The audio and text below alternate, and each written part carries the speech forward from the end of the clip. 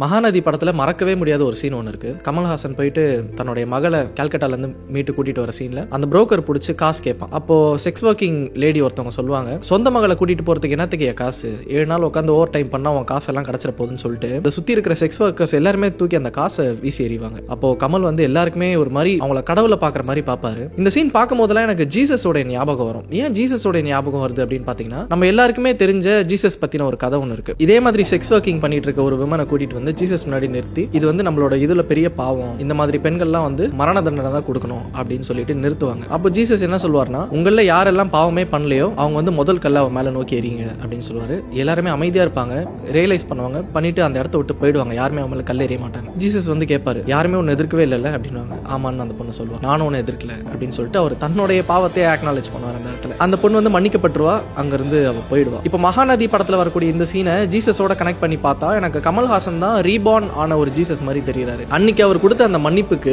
இன்னைக்கு அவருக்கு கிடைச்சிருக்கக்கூடிய பிராய்ச்சித்த மாதிரி தான் இந்த சீனாவை நான் புரிஞ்சுக்கிறேன். அன்னைக்கு தான் செஞ்ச பாவத்துக்கு ஒரு மன்னிப்பு கிடைச்சிராதா அப்படின்னு ஏங்குற இடத்துல அந்த செக்ஸ் ஒர்க்கிங் விமன் இருந்திருக்கா. ஆனா இன்னைக்கு பாத்தீங்கன்னா கிருஷ்ணசாமி அப்படிங்கிற அந்த கேரக்டர் தன்னுடைய மகளை அங்கிருந்து மீட்டு கூட்டிட்டு போறதுக்கான தேவையை பூர்த்தி பண்ற இடத்துல கிட்டத்தட்ட ஒரு கடவுளுக்கு இணையான இடத்துல அந்த செக்ஸ் ஒர்க்கிங் லேடிஸை வச்சிருப்பாரு.